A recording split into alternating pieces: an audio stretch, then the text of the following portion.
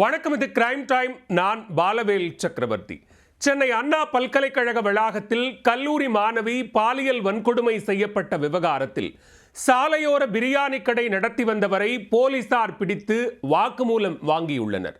காதலர்களை video எடுத்து மிரட்டுவதுடன் police என கூறி பாலியல் வன்கொடுமை செய்து வந்த குற்றவாளியின் திடுக்கிடும் பின்னணி என்ன?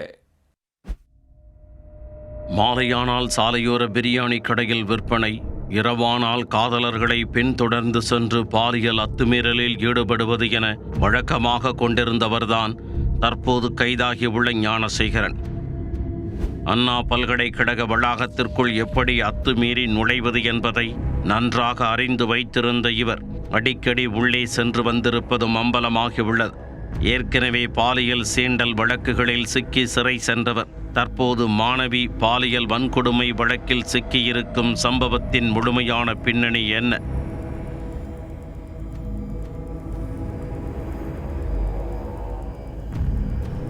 சென்னை கிண்டியில் அமைந்துள்ள அண்ணா பல்கலைக்கழகத்தில் கடந்த 23ஆம் தேதி இரவு 7:30 மணி அளவில் 2ஆம் ஆண்டு படிக்கும் மாணவி அதே கல்லூரியில் 4ஆம் ஆண்டு பயின்று வரும் தனது ஆண் நண்பருடன் பல்கலைக்கழக பின்புறம் உள்ள நெடுஞ்சாலை ஆய்வகம் அருகே பேசிக் கொண்டிருந்தார்.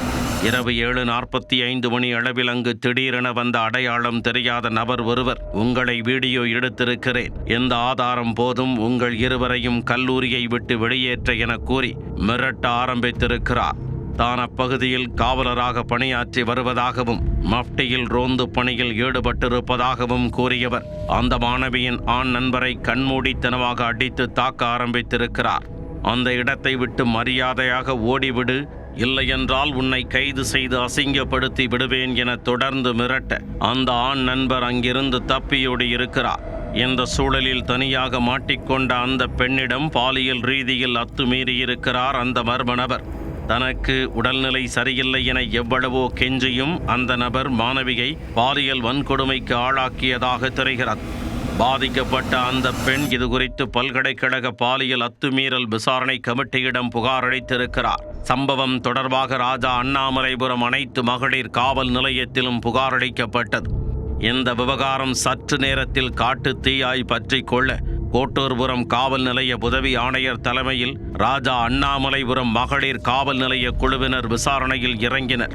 குற்றச் செயலில் ஈடுபட்டது வெளியாளா, இல்லை கல்லூரியில் பயிலும் மாணவரா அல்லது ஊழியரா என்பது தெரியாத நிலையில் 4 தனிப்படைகள் அமைத்து போலீசார் பல்வேறு கோணங்களில் விசாரணை மேற்கொண்டனர். பல்கலைக்கழக வளாகத்தில் பொருத்தப்பட்டிருந்த 30க்கும் மேற்பட்ட CCTV கேமரா காட்சிகளை ஆய்வு செய்தனர். இதில் சந்தேகத்திற்கிடமான நபரின் நடமாட்டத்தை கண்டுபிடித்த போலீசார் அவர் யார் என ஆய்வு செய்த போதுதான் திடுக்கிடும் தகவல்கள் தெரிய வந்தன. சந்தேக நபரை தட்டி தூக்கிய போலீசார் ரகசிய இடத்தில் வைத்து கிடுக்குப்பிடி விசாரணை நடத்திய போது அவர் அளித்த பகீர் வாக்குமூலம் போலீசாரையே சற்று அதிர வைத்தது. பிடிபட்ட நபர் அண்ணா பல்கலைக்கழகம் அமைந்துள்ள கோட்டூர்புரம் பகுதியைச் சேர்ந்த 37 வயதான ஞானசேகரன் என்பது தெரிய வந்துள்ளது.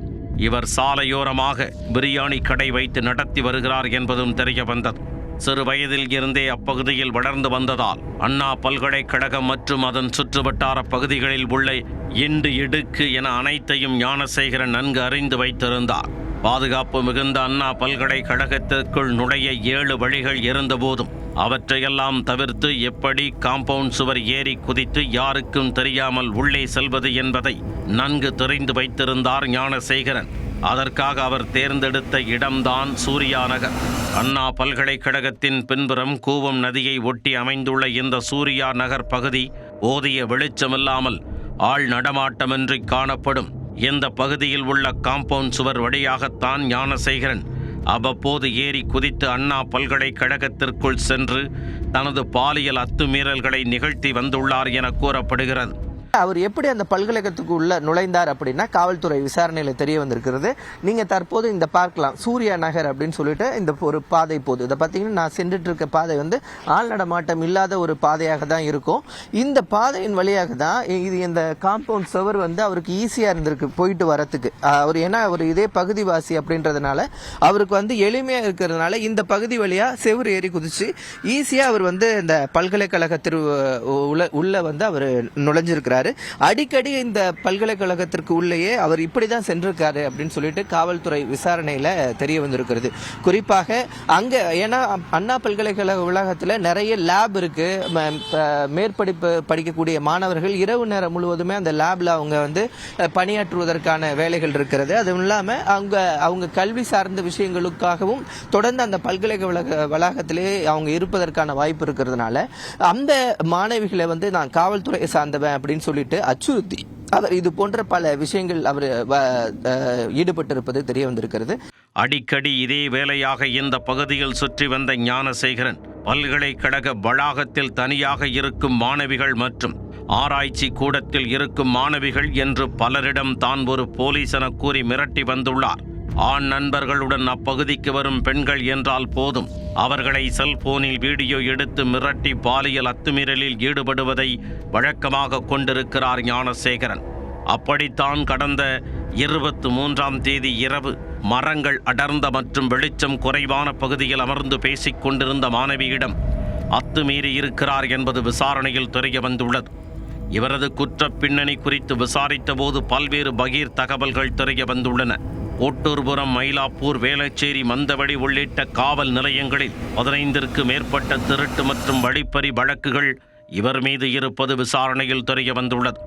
இவர் மாணவி ஒருவரை பாலியல் வன்கொடுமை செய்திருப்பதாக கூறி ஏற்கனவே சில ஆண்டுகளுக்கு முன்பு கைது செய்யப்பட்ட தகவலும் தற்போது வெளியாகியுள்ளது. இவரது கூட்டாளிகள் யார் யார், அவர்களுக்கும் இந்த குற்றச் சம்பவத்திற்கும் தொடர்பு உள்ளதா என்பது குறித்தும் போலீசார் தொடர்ந்து விசாரித்து வருகின்றனர். அண்மையில் கொல்கத்தாவில் மருத்துவக் கல்லூரி மாணவர் ஒருவர் பாலியல் வன்கொடுமை செய்யப்பட்டு கொலை செய்யப்பட்ட சம்பவம் நாட்டை உலுக்கியது. இதுகுறித்து அம்மாநிலத்தில் பெரும் போராட்டங்கள் வெடித்தன. அதே போன்றதொரு பாலியல் அத்துமீறல் சம்பவம் சென்னை அண்ணா பல்கலைக்கழக வளாகத்தில் அரங்கேறியிருப்பது மாணவ மாணவிகள் மற்றும் பெற்றோர் மத்தியில் பெரும் பதற்றத்தை ஏற்படுத்தி உள்ளது. குற்றம் அரங்கேறி 2 நாட்களுக்குள் குற்றவாளி கைது செய்யப்பட்டிருப்பதால் இந்த விவகாரத்தில் போலீசார் கடும் நடவடிக்கை எடுப்பார்கள் என எதிர்பார்க்கப்படுகிறது.